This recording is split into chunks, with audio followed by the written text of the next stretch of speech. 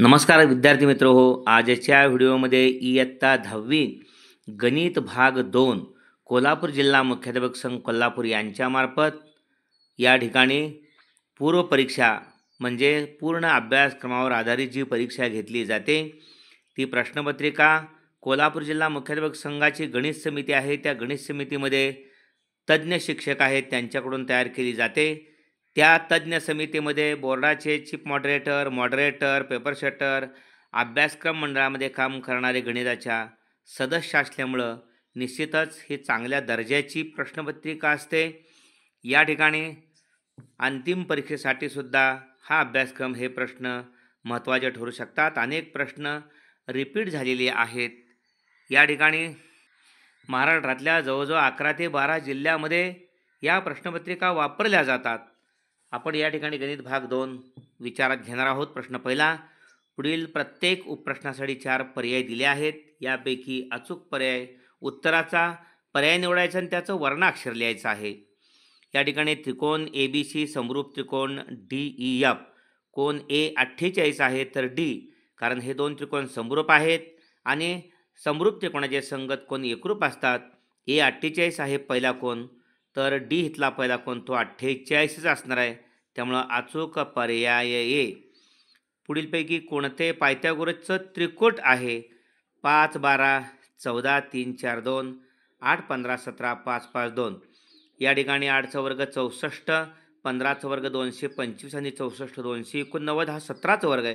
त्यामुळे 8 15 17 हे पायथागोरसचं त्रिकूट आहे. जर टॅन थिटा बरोबर वर्गमात 3 असेल तर थिटा या ठिकाणी हा त्रिकोण आहे.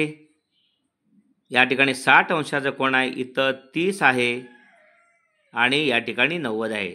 तर टॅन 60 समोरील भुजा भागिले लगतची भुजा म्हणजे टॅन थिटा बरोबर वर्गमुळात 3/1 असेल म्हणजे वर्गमुळात 3, तर टॅन थिटा हा थिटा 60 असला पाहिजे. ओके, अचूक पर्याय ई.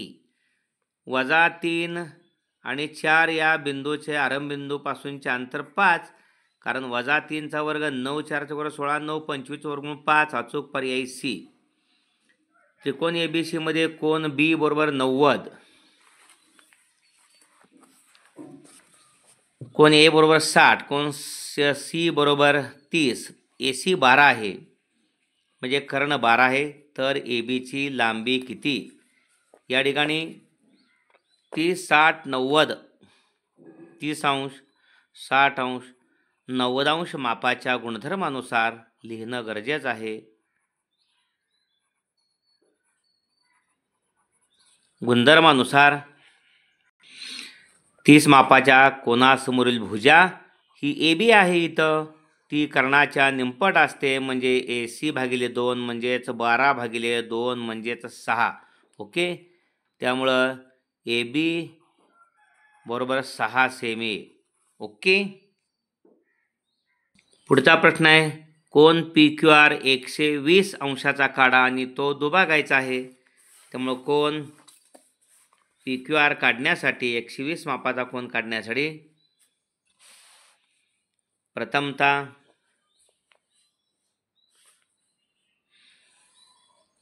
हा किरण काढणं गरजेचं आहे. हा QR हा किरण आहे. Q या ठिकाणी 120 मापाचा कोण करायचा आहे.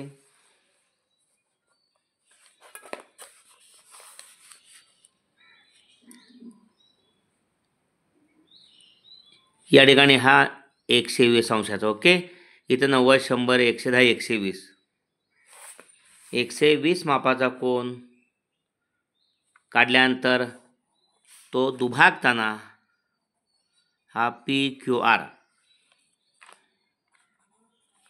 याच्या दोन्ही भुजावरती विशिष्ट अंतर घेऊन Q हा शिरोबिंदू केंद्र घेऊन दोन्ही भुजावरती खुणा करायच्या विशिष्ट अंतरानं. ह्या खुणा केल्या आहेत. ओके, पहिले खून केंद्र घ्यायचे, थोडंसं अंतर वाढवलं, आज चाप मारला या कोणाच्या अंतर्भागात. दुसरी खून केंद्र घेतले, आत्ताच काढलेल्या कंसाला छेदणारा चाप मारला आणि Q आणि हा छेदनबिंदू जोडून वाढवायचे.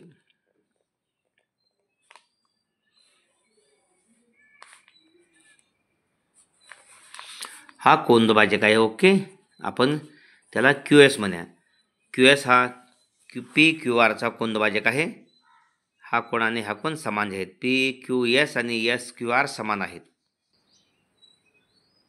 या ठिकाणी पुढला प्रश्न, जर 3 साइन थिटा बरोबर 4 कॉस थिटा तर टॅन थिटाची किंमत काढायची आहे. या ठिकाणी 3 साइन थिटा बरोबर 4 कॉस थिटा. साइन थिटा भागिले कॉस थिटा म्हणजे टॅन थिटा. म्हणून साइन थिटा तिथे ठेवायचा, पलीकडला कॉस थिटा मागे घ्यायचा, पलीकडला 4 तिथे ठेवायचा, 3 पलीकडून भागिले करायचं. 3 हे साइन थिटाला गुणिले आहेत, पलीकडे जाऊन ते भागिले होणार आहे. या 4ला कॉस थिटा भागिले ते पाठीमागे येऊन भागिले होणार आहेत. मग साइन थिटा भागिले कॉस थिटा म्हणजेच टॅन थिटा 4/3 ही किंमत याची. ओके, अशा पद्धतीनं. त्यानंतर तळाची त्रिज्या 7 सेमी व उंची 24 सेमी असलेल्या शंकूची त्रिकस उंची किती? शंकूची त्रिकस उंची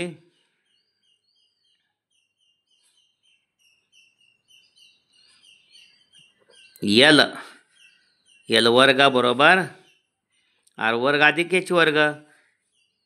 आर वर्ग म्हणजे तळाची त्रिज्या आहे, आर बरोबर 7 आणि उंची या ठिकाणी 24 आहे.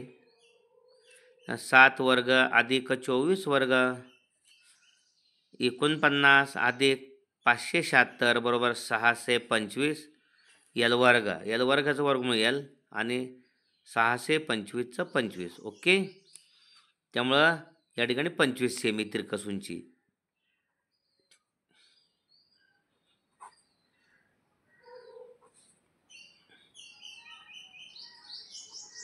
सेमी. त्यानंतर प्रश्न दुसरा आहे ए. त्यामध्ये कृती पूर्ण करा. ए मध्ये 3 असतात, 2 सोडवायचे असतात, 4 गुण, प्रत्येक 2 गुण आणि प्रत्येक प्रश्नामध्ये 4 चौकटी असतात आणि प्रत्येक चौकटीतल्या रिकाम्या जागेसाठी अर्धा गुण असतो. एका गोलाची त्रिज्या 7 सेमी असेल तर त्याचे वक्र पृष्ठबळ काढण्यासाठी पुढील कृती पूर्ण करा. गोलाचे वक्र पृष्ठबळ 4 पाय आर वर्ग, 4 गुणिले 22/7. या ठिकाणी गोलाची त्रिज्या 7 आर वर्ग. ओके, या ठिकाणी 7 7 49 येणार आहे आणि 49 22 चौक 88. ओके, आणि 22 चौक 88, 7 7 7 आणि 7 8 56, 7 8 56 आणि 5 61, 616 सेमी वर्ग. दुसरा आहे त्रिकोण एबीसी मध्ये रेख डी समांतर बाजू बीसी. ईडी 6 आहे, डीबी 9 आहे, ईसी 7.5 आहे. ईसी 7.5 आहे तर एई काढायचे आहे. त्रिकोण एबीसी मध्ये डीई समांतर बीसी दिले आहे. प्रमाणाचं मूलभूत प्रमेय आहे. प्रमाणाचे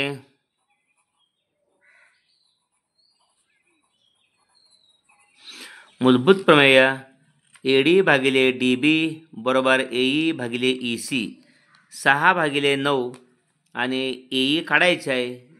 ईसी 7.5 आहे. एई काढताना 7.5ला तिरकस गुणाकारात 6 आलेत आणि भागिले 9 आलेत. ओके, इथं भागिले 9, त्यामुळे 6 गुणिले हे 7.5चं 75 करतो आणि 9 वर 0 येतो 90, त्यामुळं 15 5 75, 15 सक 9 6ला 6 गेले, त्यामुळं 5 आले. ओके, एई बरोबर 5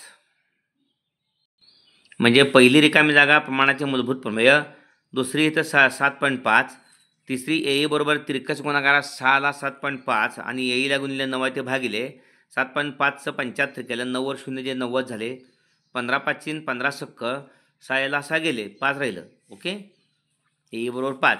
समान उंचीच्या दोन शंकूच्या त्रिज्यांचे गुणोत्तर 2:3 आहे तर त्यांच्या घनफळांचे गुणोत्तर काढा. 2 शंकूच्या त्रिज्या R1 आणि R2 मानायच्या आहेत. पहिल्या शंकूचे घनफळ 1/3 पाय R1 वर्ग h. उंची समान आहे, त्यामुळं दुसऱ्या शंकूचं घनफळ 1/3 पाय R2 वर्ग h. ओके, इथं 1/3 पाय 1/3 पाय गेले, एच पण गेले. राहिलं काय R1 वर्ग भागिले R2 वर्ग राहिले. या ठिकाणी R1 भागिले R2 कॉमन घेतलेस, एकाच कंसात घेतलेत आणि त्याचा वर्ग सामायिक. ओके. पहिली रिकामी जागा 1/3 पाय R1 व R2 वर्ग एच, दुसरी इथं वर्ग आहे. आता या ठिकाणी 2चा वर्ग, इथं 2 आहे, 2चा वर्ग इथं 2/3चा वर्ग, 2/3चा वर्ग म्हणजे 2चा वर्ग 4 आणि 3चा वर्ग 9, 4/9. ओके. त्यांच्या घनफळांचे गुणोत्तर 4/9. त्यानंतर बी आहे. पुढील पैकी कोणते 4 उपप्रश्न सोडवायचे आहेत? 4 प्रत्येक 2 5 असतात, एक जादा असतो, बेचोक 8. ओके. या ठिकाणी आकृतीमध्ये कोण एम एन पी बरोबर 90 अंश आहे. एन क्यू या ठिकाणी ही लंब आहे एम पीला. एम क्यू 9 आहे, क्यू पी 4 आहे, तर एन क्यू विचारले आहे. या ठिकाणी भूमितीमध्ये अगदी बरोबर, भूमितीमध्याच्या गुणधर्मानुसार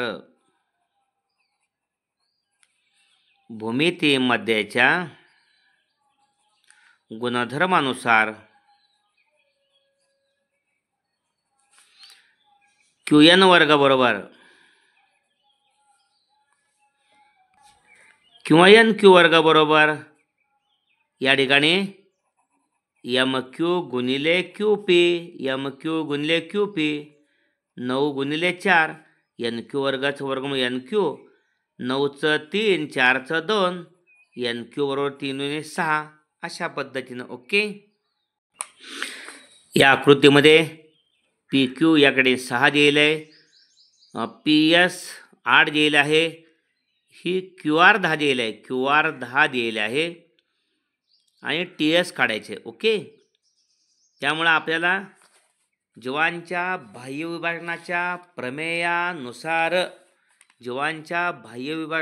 प्रमेयानुसार पी एस गुणिले पी टी बरोबर पी क्यू गुणिले पी आर करावं लागेल.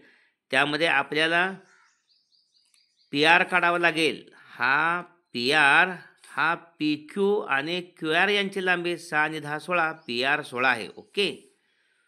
पूर्ण आपल्याला पी आरची लांबी आवश्यक आहे. आता आपण या सूत्रामध्ये गुणधर्मामध्ये किमती टाकूया.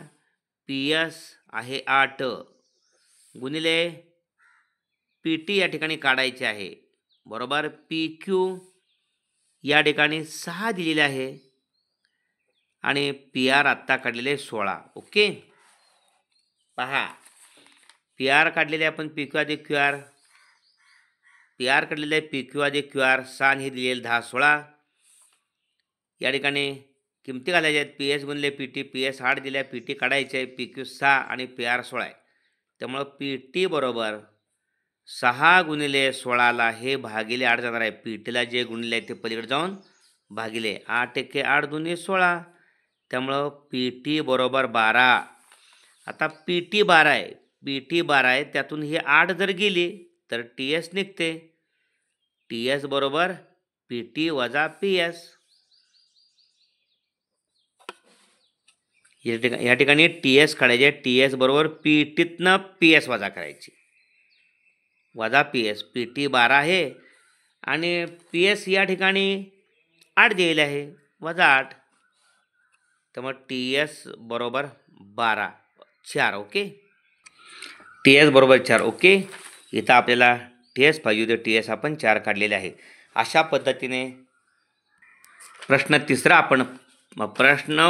उपप्रश्न पाहणार आहोत. प्रश्न दुसऱ्यातल्या बीतला A31 आणि B53 या बिंदूतून जाणाऱ्या रेषेचा चढ काढा. A31 आपण x1 y1 समजला, B53 ला x2 y2 समजला. रेषेचा चढ y2 मायनस y1 भागिले x2 वजा x1 सूत्रच आहे. त्यामुळं y2 काय आहे 3 आहे, वजा y1 काय आहे 1 आहे, छेद x2 आहे 5, वजा या ठिकाणी x1 काय आहे 3 आहे.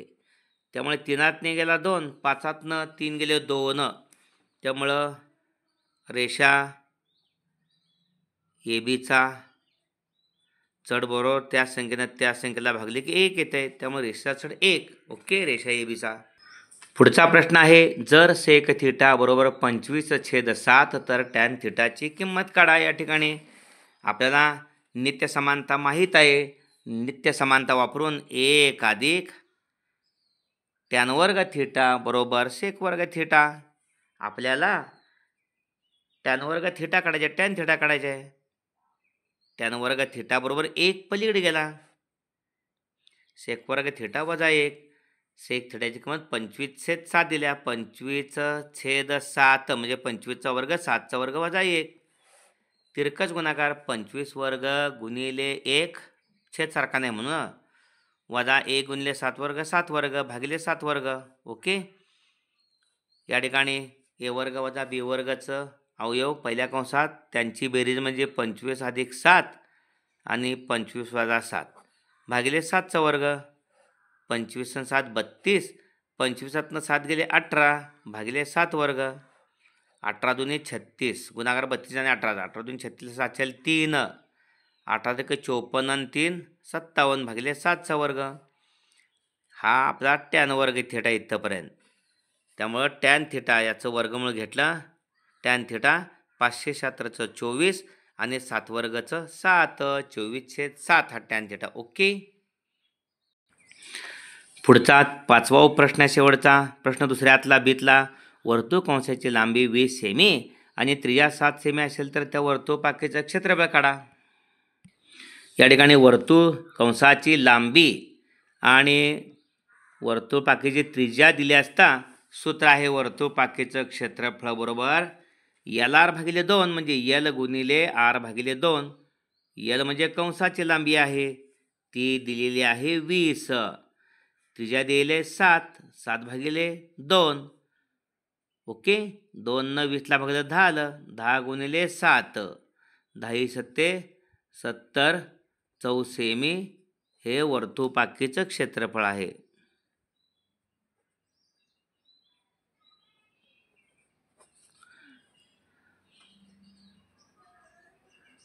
ओके, क्षेत्रफळ वर्तुळपाकीचे क्षेत्रफळ 70 चौसेमी. अशा पद्धतीने 2 प्रश्न आपण पूर्ण केलेले आहेत. पुढील व्हिडिओमध्ये आपण प्रश्न तिसरा किंवा त्यापुढील प्रश्न घेणार आहोत. या ठिकाणी हा व्हिडिओ जरूर लाईक करा, शेअर करा आणि आपल्या कमेंट्स बॉक्समध्ये द्या. व्हिडिओ आवडला असेल तर जरूर तसं प्रोत्साहन द्या. काही उणीव असेल तर जरूर कळवा. धन्यवाद विद्यार्थी मित्रांनो.